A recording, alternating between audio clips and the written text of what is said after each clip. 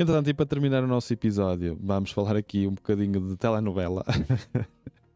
Isto porque, na sequência daquilo que foi uma decisão em Portugal relativamente à lei do trabalho, em que as leis que regulam agora o trabalho no fundo, impedem que os patrões possam contactar os funcionários depois da hora de trabalho, ou seja, devem se abster de contactar os trabalhadores no período de descanso para que a gente consiga separar melhor aquilo que é a nossa hora de trabalho daquilo que é a nossa hora pessoal.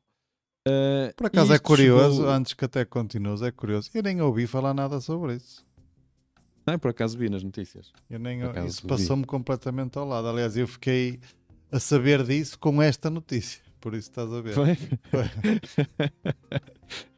Não, mas sim, os empregadores devem se abster de contactar. Já havia leis em França e noutros sítios desse género.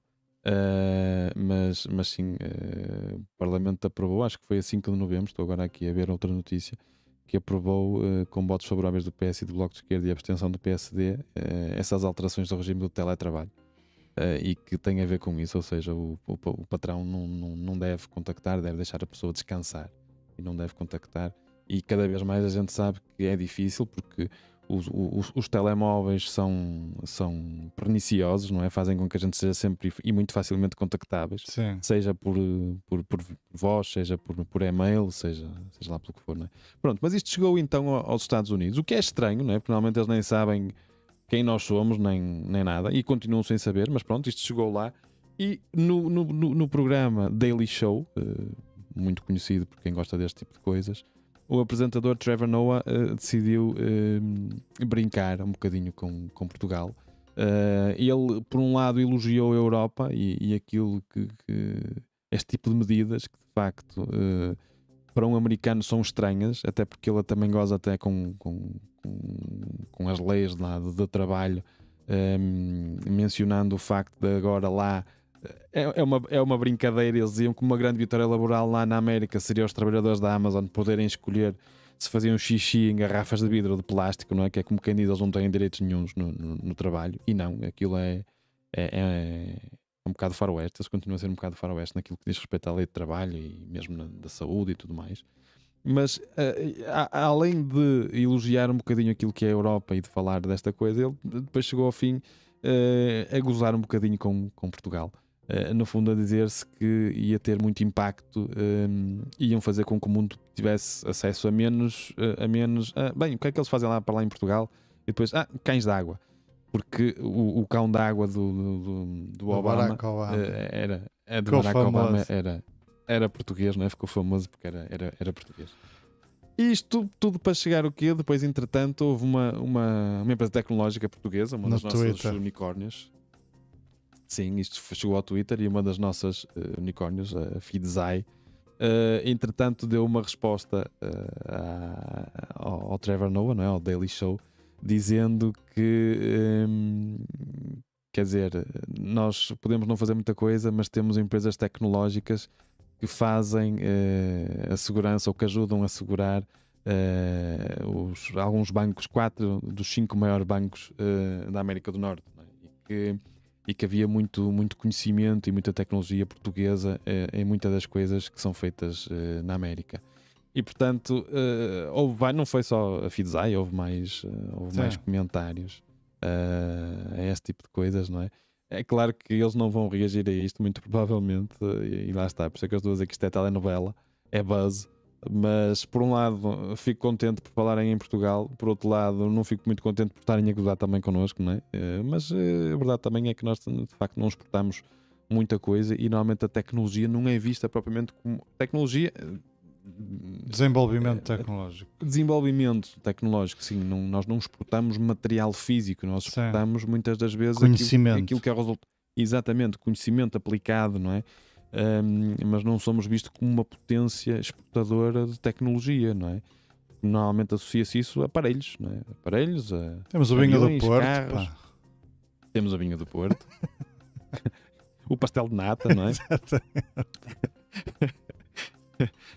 e o fado Exato. e por aí além. E agora eu diria que estamos outra vez a ficar velhos e a falar destas coisas, parece futebol, não é? Fátima, futebol e fado. Exato. Não, mas de facto nós temos hoje em dia temos muitas empresas tecnológicas que exportam muito lá para fora. E portanto nós já temos 5 unicórnios que valem mais de 1.000 milhões de não sei se é de euros ou de dólares. Sim. Mas que valem mesmo muito dinheiro e que estão até 1.000 milhões de implantadas dólares. sim, pronto, e que estão até implantadas com sedes até na América mesmo, saíram daqui e foram para a América. Portanto são de gênese portuguesa e tem muita gente portuguesa, mas que estão muitas delas até na América. A Fidzai por acaso continua em Portugal, tem a sede em Coimbra. Mas pronto, mas normalmente não somos vistos como exportadores de tecnologia. Ninguém sabe muito bem o que é que a gente faz cá, principalmente os americanos, que são um bocadinho redutores e um bocadinho gostam muito de olhar mais para o seu umbigo e conhecem um pouco do mundo que os rodeia, não é? Sim, até é ridículo comentar isto, não é? Isto, obviamente ele usou isso como um tom de brincadeira, não é?